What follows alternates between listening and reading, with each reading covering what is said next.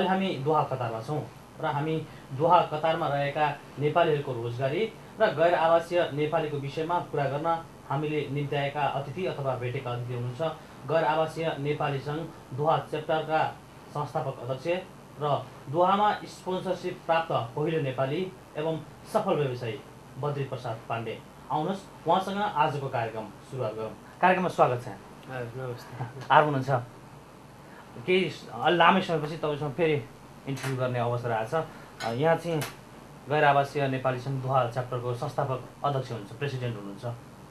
यहाँहरू चाहिँ स्वदेशमा लगानी भित्र्याउने, हामी चाहिँ स्वदेशमै फर्कनुपर्छ सिप धनसहित अथवा पुँजीसहित भन्नुभएको छ, तर यहाँले चाहिँ दोहामा नै आफ्नो व्यवसाय र अरू जीवन एक्सपान्सन गर्नु भएको छ भनेपछि कहिले स्वदेश फर्किने यहाँहरूको अभियान आउँछ कि भनाइ मात्रै रहन्छ सीमित? यसलाई भनाइ मात्र भन्दा नि अब स्वदेश फर्काउने वातावरण सिर्जना नभइसकेको कारणले गर्दाखेरि मात्रै हो। नत्र धेरै नेपालीहरू त्यस्तो भेटेको छु र म आफै पनि त्यति उत्साहित छु कि स्वदेशमा लगानी गर्न, स्वदेश फिर्ता भएर नेपालकै सेवा गर्नलाई हामी साँच्चै भने उत्साहित छौँ र गैर आवासीय संसारभरि छरेर बसेका नेपालीहरू लगानीमा त्यति नै तत्पर भेटेको छु मैले। तर समस्या के भन्दा त्यो वातावरण अहिलेसम्म सिर्जना भएन राष्ट्रमा। त्यो किसिमको वातावरण सिर्जना नभएको कारणले वातावरण चाहिँ कस्तो हो र त्यसपछि तपाईँहरूलाई सजिलो होला? तपाईँको वातावरण हुनाले अरू फाइदाको हिसाबबाट फाइदा खोज्नु भन्दाखेरिमा पनि लगानी भन्न साथै कुनै पनि लगानीकर्ताले लगानी गर्ने भनेको फाइदाको लागि लगानी गर्ने हो। लगानी गर्ने जुन आफ्नो सम्पत्ति मान्छेले लगानी गर्छ भने लगानीकै सुरक्षा हुँदैन, लगानी नै त्यसको रिटर्न आउँछ भन्ने ग्यारेन्टी हुँदैन भने लगानीकर्ताले लगानी गर्छ भनेर त्यो काहीँ दुनियाँमा कसैले पनि गर्दैन। त्यसले गर्दाखेरिमा वातावरण भनेको त्यही हो। देशमा शान्ति नै सबभन्दा प्रमुख कुरा हो। स्थिर सरकार, शान्ति स्थापना भयो भने त्यसपछि लगानी गर्ने भनेको त्यो बिजनेस गर्ने मान्छेले अनि आफै आफसिआफ लगानी गर्नलाई तत्पर हुन्छ। भनेपछि के च्यारिटी प्रोजेक्टहरू त यहाँले अलरेडी सुरु त्यो भइसकेका छन्, च्यारिटी प्रोजेक्टहरू सुरु भइसकेका छन्, हुने क्रम पनि छन्। तर त्यसले मात्रै राष्ट्रको विकास हुन्छ, राष्ट्रलाई सेवा पुग्या छ भनेर चाहिँ हामी भन्दैनौँ। त्यस्ता खालका योजना हुनु पर्यो, जुन गुरु योजनाहरू, जुन राष्ट्रको लागि दीर्घकालीन ठुल्ठुला योजनाहरू हुनु पर्यो, त्यसले मात्रै राष्ट्रको सेवा गर्छ। अब च्यारिटी प्रोग्राम मेरो आफ्नो व्यक्तिगत हिसाबबाट गर्नु अथवा सानो एउटा संस्था मिलेर गर्नु, एउटा एम्बुलेन्स किन्नु, एउटा स्कुल बनाइदिनु, एउटा हस्पिटल बनाइदिनु, एउटा खानेपानी लिएर आउनु, त्यो मात्रै त्यसलाई हामी त्यत्रो ठुलो लगानी गरेका छौँ भनेर घमण्ड गर्दैन। अहिले पनि यहाँ गैर आवासीय नेपालीहरू करोडौँ लगानी गर्न तयार छन्, पैसा पनि छ। हामी त्यस्ता साथीहरू भेटेका छौँ संसारभरि, त्यति पैसा भएका साथीहरू छन्। तर समस्या के भन्दा लगानीको सुरक्षा छैन, त्यो वातावरण छैन, स्थिर सरकार छैन भनेपछि कुन ठाउँमा कहाँ लगानी गर्ने हामीले लिएर गएर, त्यसले गर्दाखेरि त्यो अन्नोलमा छौँ सबैजना। जस्तो लगानीको कुरा गर्दाखेरि यहाँ चाहिँ कतारमै बसिरहनु भएको छ, व्यावसायिक एउटा सफल जीवन बिताउँदै हुनुहुन्छ। कतारको व्यवसायमा अहिले विश्व आर्थिक मन्दीले छोएको छैन भन्ने सुनिन्छ, तपाईँको के अनुभव छ? विश्व आर्थिक मन्दी हुन जति युरोपतिर असर पारेको छ, मिडल इस्टमा पनि जस्तो दुबई, अबुधाबी तिर पारेको छ, त्यति यहाँ पारेको छैन। तर आर्थिक मन्दीले यसलाई चाहिँ छोया छैन भन्न चाहिँ मिल्दैन, छोएको छ। भनेपछि नेपालीको रोजगारीलाई कस्तो प्रभाव पार्ला? प्रभाव पारेको छ त। नेपालीहरू फर्किने क्रम पनि छ, फर्किराखेका छन्। सायद तपाईँले न्युजबाट सुन्नु पनि भयो होला, हामीले त यति धेरै भेटेका छौँ नेपालीहरू कि ग्रुप भेटेका छौँ। अब समस्या के भन्दा अब नेपालीहरू अब त्यो स्तरमा नभएकोले गर्दाखेरिमा अब कम्पनीले केसम्म छ यहाँ भने कम्पनीमा काम छैन, कम्पनीले क्यान्सल गर्ने, फिर्ता पठाइदिने स्थिति सिर्जना भयो। उनीहरू कम्पनी छोडेर भाग्ने क्रम अहिले यति धेरै छ। नेपालीहरूको भागेर काम गरेका नेपालीहरू फिर्ता पठाइदियो भने त बिचरा सिद्धियो, तिनीहरूको अब फेरि दोहोऱ्याएर आउने पर्ने चान्स पनि एकदम कम रहन्छ। किन भन्दा उनीहरूले लाखौँ रुपियाँ तिरेर एउटा लेबर क्लासमा आएका छन् र यहाँ काम नभएर कम्पनीले फिर्ता गरिदियो भने फेरि दोहोऱ्याएर आउने सपना त उनीहरूको त साकार हुँदैन। त्यसले गर्दा उपाय केही नभएर फर्किनु, त्यो लिगल्ली भन्न मिडियामा देखेर हामी फर्क्यौँ भन्नुभन्दा पनि फर्काउँदैछ अरे भनेपछि सबै कम्पनी छोडेर भाग्ने क्रम जारी छ। त्यसले आर्थिक मन्दी भनेको त्यहाँ असर भनेको त्यहाँबाट पनि देखिन्छ। अब अरू क्षेत्रमा त सधैँ छ त्यो त। भनेपछि यहाँका अरू श्रमिकका समस्याहरू अझै पनि घटेका छैनन्, अझ बढिरहेका छन् भन्ने पनि आइरहेको छ। तपाईँको श्रमिकका समस्या घट्ने बढ्ने त्यो भन्न तौलिने चिज केही पनि छैन। तर समाधान कम्प्लिटली श्रमिकका समस्या समाधान हुने भनेको यो किसिमबाट जुन हाम्रो नेपाल सरकारले यहाँबाट गरिरहेका कुराहरू जुन छन् त्यो किसिमबाट समाधान हुने समस्या नै छैन हैन। यहाँका श्रमिकका समस्याको भनेको अहिलेको समस्या भनेको हाम्रो श्रमिकको समस्या भनेको एज इट इज आजभन्दा 10 वर्ष पहिला पनि हामी त्यही भन्थ्यौँ। तलब नपाउने, भिसा नलगाउने, टाइममा घर फिर्ता नगर्ने, मेडिकल नगरिदिने, इन्सुरेन्स नगरिदिने, यी समस्या 10 वर्ष पहिला पनि त्यही घोकन्थे, अहिले पनि हामी त्यही घोकिरहेछौँ। यी समस्या एज इट इज छन्। किन भन्दा यो नेपाल सरकारको पहुँचमा छैन। यहाँ लगभग 90% नेपालीहरू 95% नेपालीहरू प्राइभेट कम्पनीमा काम गर्छन्। प्राइभेट कम्पनीको यहाँ आफ्नै रुल रेगुलेसन छ, कतार सरकारको आफ्नै नियम छ हैन। अब त्यसले गर्दाखेरिमा नेपाल सरकारले यसलाई म यो सम्पूर्ण समस्या नेपालको समस्या समाधान गर्छु भनेर नेपालको सम्पूर्ण सरकार लागे पनि सम्भव हुने स्थिति होइन। यो नेपालीको मात्रै समस्या होइन, तर धेरै मात्रामा नेपालीको छ। जति समस्या पर्ने गरेका छन् दूतावासले कसरी उद्धार गरिरहेछ हैन। दूतावासले गर्ने काम उनीहरूले सक्नु आफ्नो क्षमताले भ्याएसम्म 2 जना 3 जनाले लागि परेर गर्ने काम गरिरहेछ। तर दूतावासले मात्रै पनि गरेर सम्भव छैन। दूतावासको काम नेपालीको समस्या समाधान गर्ने मात्रै पनि होइन हैन, उनीहरूको अरू काम पनि हुन्छ। तर अब दुःख परेर मलाई दुःख पर्यो भनेर शरण पर्न जाने नेपालीलाई के भएछ भनेर खोजी नीति गर्नु उनीहरूको गर्ने काम गरिरहे होला हैन। तर त्यो दुःख पर्नुभन्दा रोग लाग्नुभन्दा रोग लाग्नु नदिनु भने त्यो रोग त्यो समस्या नै पर्न नदिनुतिर भनेर कोही पनि लागेको छैन। तपाईँको त्यो लागेर पनि म लागेँ भनेर तुरुन्तै त्यो समाधान हुने कुनै त्यस्तो जादु छैन। 100 भन्दा बढी संस्थाहरू खुलिसके, त्यो पनि पाइयो। ती संस्था र एम्बेसीको कोर्डिनेसन अझै ग्याप भएको कारणले नि श्रमिकले अलि बढी पीडा पाए अथवा समयमा उद्धार पाएनन् भन्ने पनि राजदूतावासले यहाँका संस्थाहरूलाई युज गर्न सकेको छैन हैन। युज गर्न सकेको भए केही सहयोग हुन्थ्यो। तर अब राजदूतावासको आफ्नै सिद्धान्त, आफ्नै नियम छ। अब संस्थाहरू भने त यहाँका अस्थायी संस्था हुन्, यहाँको लिगल संस्थाहरू होइन। यहाँको कानुनले संस्था खोल्न अधिकार पनि दिँदैन।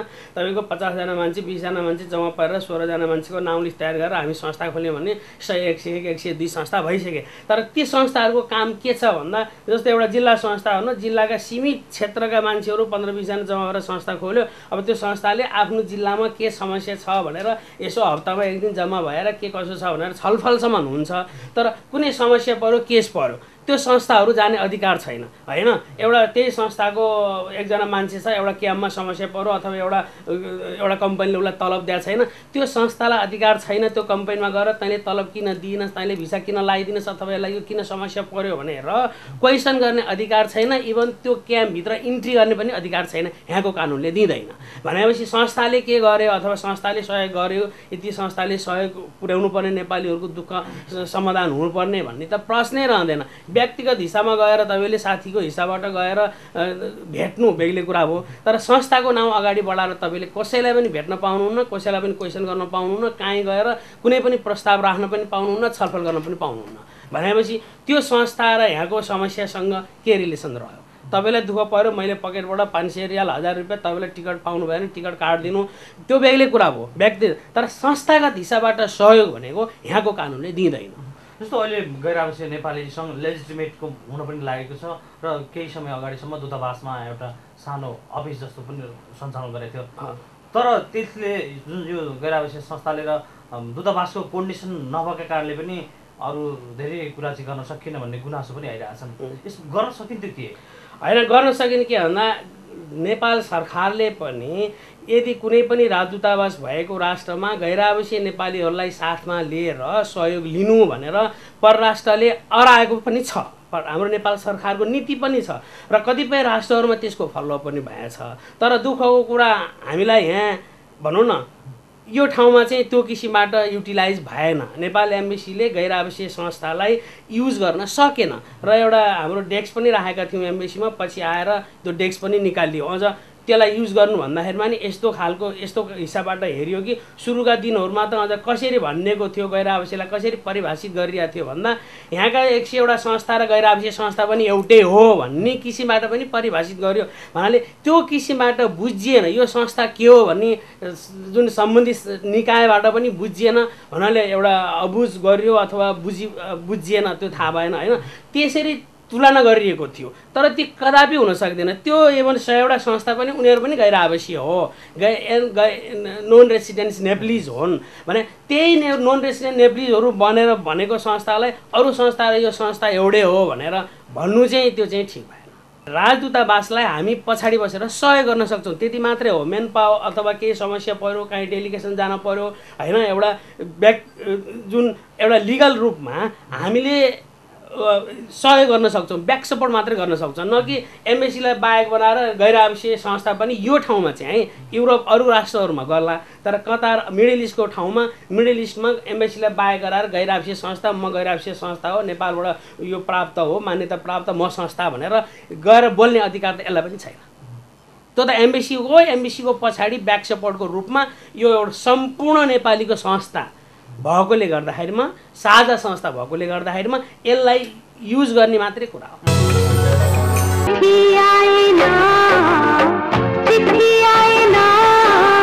आयो चिठी नि आयो, पैसा नि आयो, तिम्रो भाइले आइएमईबाट पठाएको छ पैसा टक्क ट्याममा। मलेसिया लगायत विश्वको विभिन्न ठाउँहरूबाट रकम प्राप्त गर्नलाई सम्झनुस् इन्टरनेसनल मनी एक्सप्रेस IME। कति भर पर्दछ अघि को हो IME international money express IME, phone number 42 30 074 42 19 467। सञ्चारको न त जात हुन्छ न त विचार, हामी पार्छौं जन आवाजलाई साकार। जहाँ जे हुन्छ त्यहाँ तटस्थ कलम चल्छ, जनताको असली सूचक लोकप्रिय राष्ट्रिय दैनिक राजधानी। केही व्यवसायी केही व्यक्तित्वहरू हुनुहुन्छ, उहाँहरूलाई पनि एम्बेसीले चाहिँ मानवको अथवा के अरे श्रमिकको हित नगरेका कारण विभिन्न आरोप पनि लगाइरहेछ। भनेपछि त्यो कारणले पनि यहाँहरू चाहिँ अलिक टाढा हुनुभएको भन्ने पनि सबै होइन, यहाँका उद्योग गर्नेहरू गैर आवासीय नेपालीहरू जुन जुन संस्था पदमा बसेर गर्नुभएको छ सबै राम्रा छन्, म पनि भन्दिनँ हेर्नुहोस् होइन, कतिपय नराम्रा पनि छन्। तर एउटा मात्रै के थियो भने नराम्रो भए को नराम्रो, राम्रो भए को राम्रो भनेर भन्न नसक्नु, त्यो महानता भएन।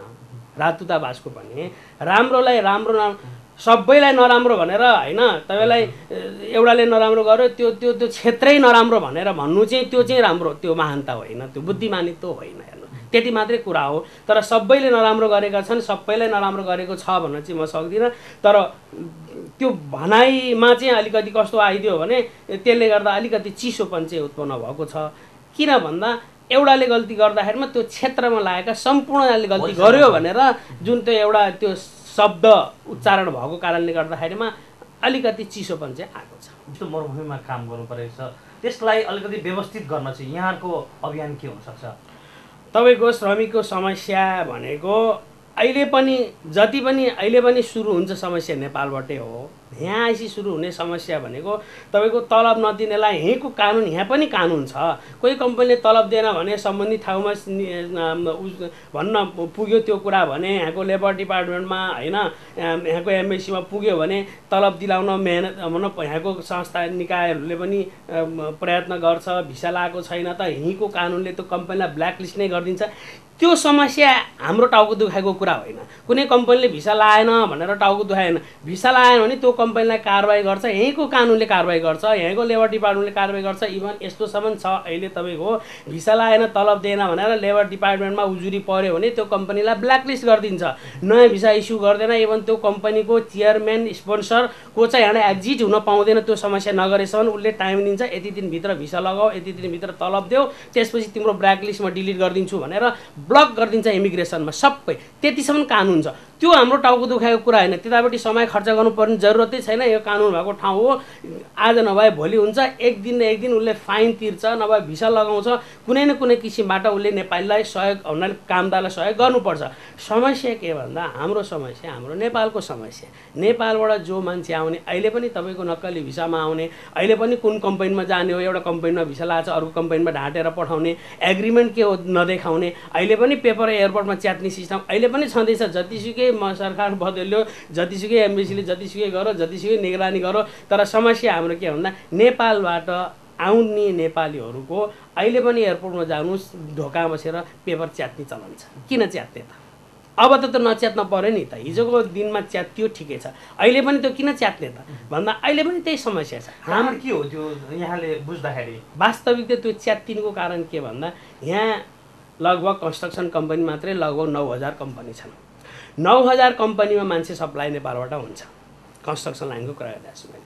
त्यो सबै 9000 नै कम्पनीले नेपालमा त्यो मेन पावरलाई त्यो एग्रिमेन्ट पेपर उनीहरूले दिँदैन। कतिपय कम्पनी सानो कम्पनी छ दिँदैन, कतिपय कम्पनीको यहीँ इलिगल भएर बसिरहेछ तिनीहरूले दिँदैन, कतिपय कम्पनी ब्ल्याक लिस्टेड छ होइन। एउटा कम्पनी ए क्लासको कम्पनी ब्ल्याक लिस्टेड छ, उसलाई मान्छे चाहिएको छ, उसले मान्छे ल्याउँछ नेपालबाट। कहाँबाट ल्याउँछ त भन्दा बी क्लासको कम्पनीको भिसा स्वीकृत भएको हुन्छ, उसले 100 जना मान्छे भिसाको demand letter power of attorney बनाएर पठाइदिएको हुन्छ, मान्छे ल्याएको हुन्छ 50 जना मात्रै, उसको 50 जना कोटा बाँकी रहन्छ। उसले के गरिदिन्छ त्यो कम्पनीको भिसाको नाउँमा अर्को ए भन्ने ब्ल्याक लिस्टेड कम्पनीमा मान्छे पठाइदिन्छ, जो कम्पनी यहाँबाट लिगल रूपमा उसले मान्छे ल्याउन पाउँदैन। अनि त्यो कम्पनीको जो कम्पनीको power of attorney demand letter agreement छ त्यो कम्पनीको नाउँमा एग्रिमेन्ट बनाएर त्यहाँबाट पठाइन्छ लेबर डिपार्टमेन्टले। अब यो यहाँ आएपछि त च्यात्न पर्यो तपाईँको होइन। के भन्दा हामीलाई नेपालमा अहिले पनि भिसा निस्किएको छ, कुन भिसा र त्यो कम्पनीको भिसा एउटा हुन्छ, एग्रिमेन्ट अर्को हुन्छ, अहिले पनि छ तपाईँको। त्यो कारणले गर्दाखेरिमा यहाँ आएपछि त कतिपय केसहरू त यस्तो पनि आएको छ, कसैले त्यो एग्रिमेन्ट फोटोकपी गरेर लुकाएर लिएर आउँछ र पछि यहाँ समस्या परेपछि कतिपय एम्बेसीमा पेश भएको छ, लेबर कोर्टमा पेश भएको छ, त्यो पेपर डुप्लिकेट पेपर हो। यहीँ चाहिँ एम्बेसीमा सायद तपाईँले प्रमाण पनि खुला पार्नु। वैदेशिक रोजगार श्रमिकको कुरा गर्ने भने फेरि गभर्मेन्टकै पोलिसी र सिस्टममा छ भने कहिलेसम्म यो एउटा ट्र्याकमा होला? अब कहिलेसम्म अब हाम्रो अब ट्र्याकमा कहिले आउने? अब यसभन्दा पहिलाका सरकारहरूसँग त हामीले यति इन्टरेक्सन गऱ्यौँ कि पानी प्याए जस्तो प्याएर मन्त्री सचिवलाई पठाइदिन्छौँ, 3 महिना 6 महिना मन्त्री हुन्छन् निस्केर जान्छन्, अर्को आउँछ। कतिजनालाई घोकाउने रमेश लेखकको पालोमा त उहाँले त यति धेरै बुझ्नु भयो यसको बारेमा कि यति धेरै बुझ्नु भएको थियो, तर अब काम गर्ने बेलासम्ममा उहाँ पनि फुत्किनु भयो होइन। अब त्यो बुझ्नलाई त एउटा श्रम मन्त्री आयो, 1 हप्तामा बुझ्ने 1 महिनामा बुझ्ने भने यो जन्जाल बुझ्नलाई त उहाँले त 6 महिना वर्ष दिन त जन्जाल बुझ्न लाग्छ, त्यसपछि अनि एक्सन लिने कुरा हो। बुझ्दै नबुझिकन बोलेको कुराको भ्यालु पनि हुँदैन होइन। जुन ठाउँमा जति छ आफू गहिरिएर बुझिन्छ तब त्यसमा एक्सन लिन सकिन्छ।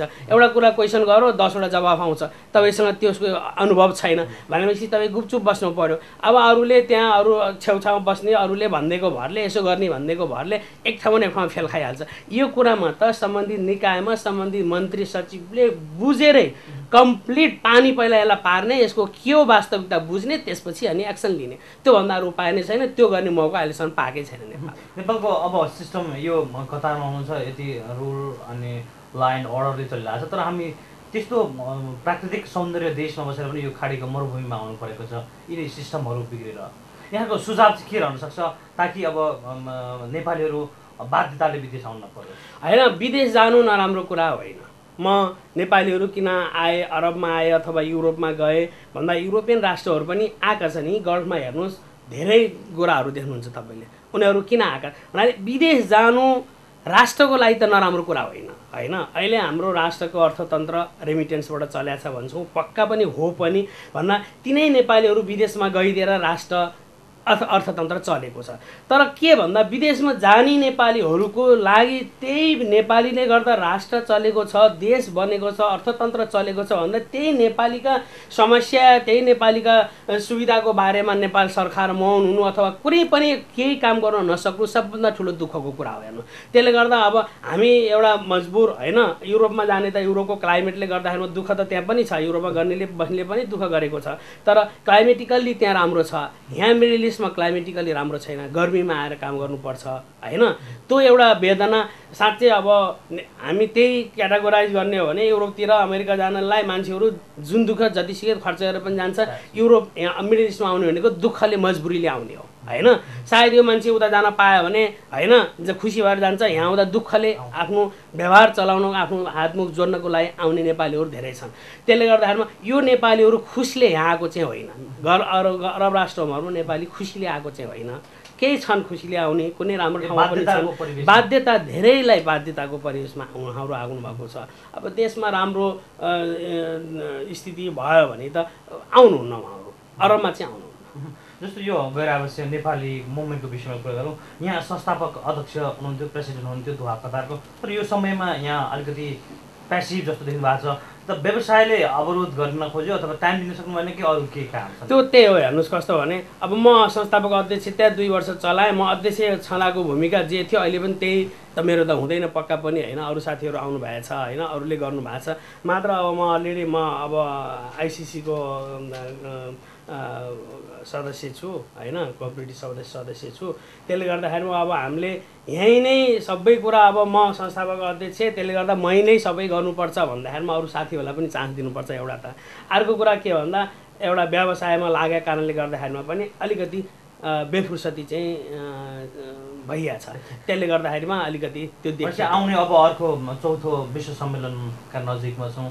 यहाँहरूले को जुन कन्सेप्ट छ समृद्धि नेपालको लागि, गल्फमा बसेका तपाईँहरू जस्ता व्यवसायी एनआरएनहरूको रोल के होला? अब यो एउटा साझा संस्था हो होइन, 25 लाख नेपालीको साझा संस्था हो।